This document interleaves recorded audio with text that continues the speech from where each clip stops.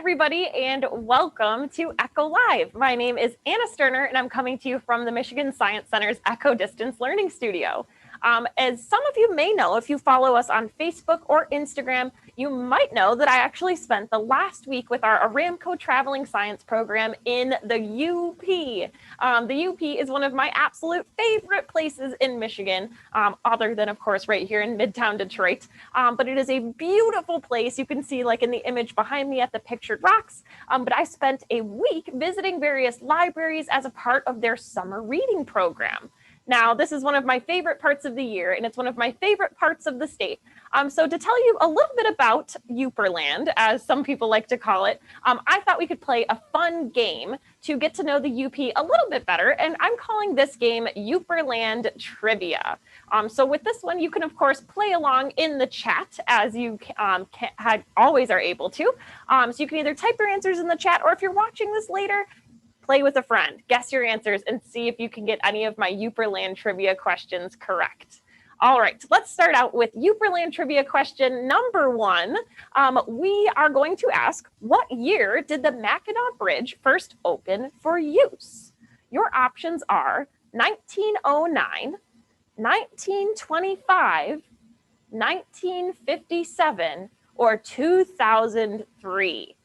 You can see that we are standing right in front of the Mackinaw Bridge in the photo here.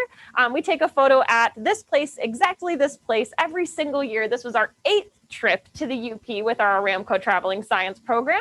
So we're standing at Fort Mishilla, Mackinac, right at the southern end of the Mackinaw Bridge. So one more time, that question was, what year did the Mackinaw Bridge first open for use? Is it A, 1909, B, 1925, C, 1957, or D, 2003? Lock in your answers, everyone, and we are going to reveal it in 3, 2, 1. The answer is 1957. I can see that Mario on our Facebook chat got that one correct. So did Maria. Awesome job, everybody. 1957 is the first year that the Mackinaw Bridge was open for traffic. Now, only cars are allowed to cross the Mackinaw Bridge 364 days out of the year. There's one very special day every year where they actually allow people to walk across the Mackinaw Bridge. I believe it happens on Labor Day every year. And so for a few hours, they close it to vehicle traffic, and people are actually able to walk all the way across the Mackinaw Bridge to the UP and back if you'd like. You can, of course, choose to go one way, and traffic will reopen a little bit later on in the day. I've never had a chance to do that, but it is definitely on my Michigan bucket list, and I hope it's on yours too. So if you choose to go to this year's walk across the bridge, maybe I will see you there. All right, lots of people guessed the correct answer on our first question. So let's try Yooperland trivia question number 2. How many stops did the Aramco Traveling Science team make in the UP this year for summer reading? So if you follow us on Facebook, you might know the answer to this. Your options are A1, B3, C4, or D7. This is a picture of our van in front of the Mackinaw Community Library. It is a beautiful library just across the bridge, really, maybe about a half an hour from the Mackinaw Bridge on the east side of the UP. It's right across the street from one of my favorite ice cream places as well. So if you have a chance, definitely visit Cedarville, where you can find the Mackinaw Community Library. Your options for this one last time, are how many stops did the traveling science team make? Is it A1, B3, C4, or D7? Lock in those answers. This year, we made 4 stops in the UP. Now, technically, we made 1 additional stop as a part of our Up North tour this year because we actually kicked off our trip in Traverse City. So on our way to the bridge, we spent our first day in Traverse City, which is a beautiful place. Thanks so much to Old Mission Peninsula School for having us out. They got to enjoy our Eureka presentation, which highlights scientists and inventors from all sorts of diverse backgrounds. All right, Yooperland trivia question number 3. So many people getting the correct answer so far in our chat. Question number 3, if you are a Michigander, you probably know this one. If you're not, maybe a little bit trickier. Fossilized coral from Michigan's prehistoric landscape is also known as what? Is it A, Petoskey stones, B, Mackinaw stones, C, Yooperlite, or D, coprolite? Tell me what you think in the chat. I actually collected some of these fossilized coral pieces when we were making our way towards the bridge. And I won't tell you exactly where because maybe that would give you a hint. So go ahead, lock in those answers. Is it, what do we call fossilized coral from Michigan's prehistoric landscape? Is it A, Petoskey stones, B, Mackinaw stones, C, Yooperlite, or D, coprolite? So many people know this one is awesome. You are so correct. We call those Petoskey stones. So I didn't technically find these stones in Petoskey. I did find them in Charlevoix.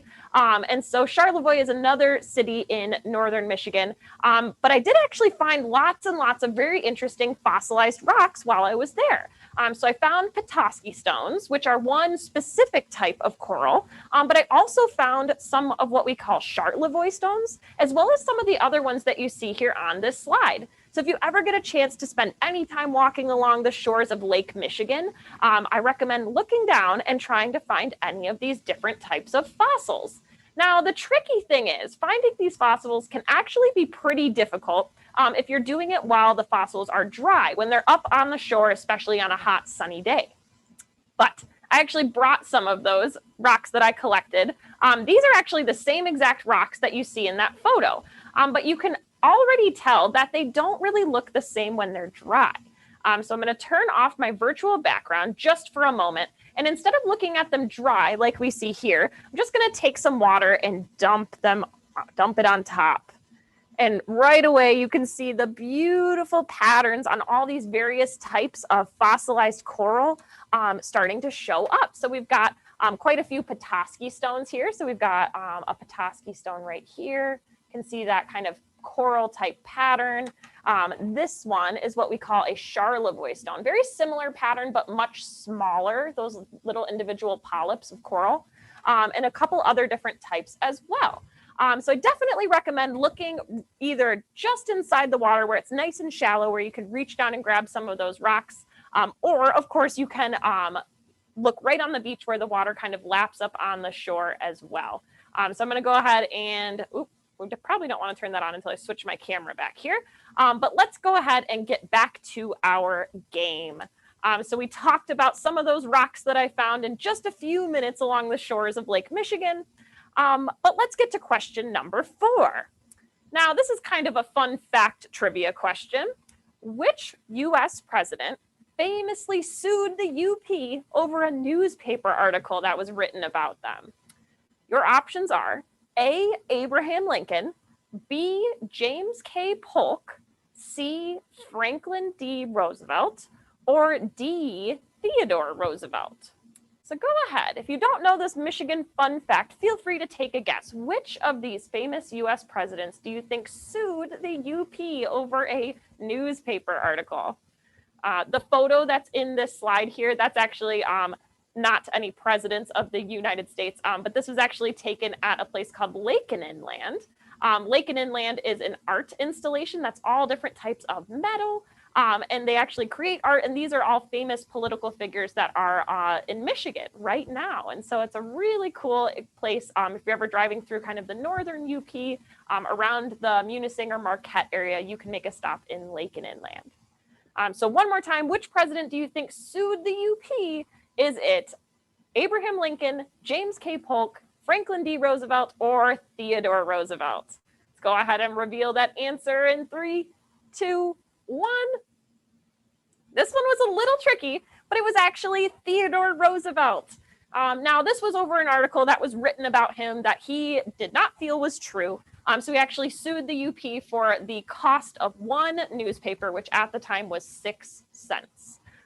So just a fun fact for you that Theodore Roosevelt didn't sue the UP for any large amount of money, but just the cost of one single newspaper, which was 6 cents at the time. Good answers, everyone. All right, last Yooperland trivia question before we sign off for the day, unless, of course, anyone has questions, which you're more than welcome to type in the chat.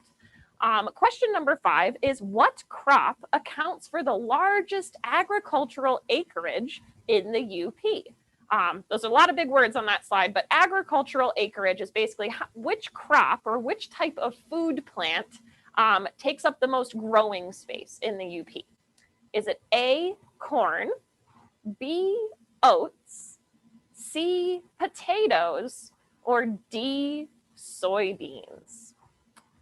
All of these crops are crops that are grown in the UP, so you can find corn, oats, potato, and soybeans all growing in the UP. Lots and lots of open land with lots of good rainfall in order to feed these various crops.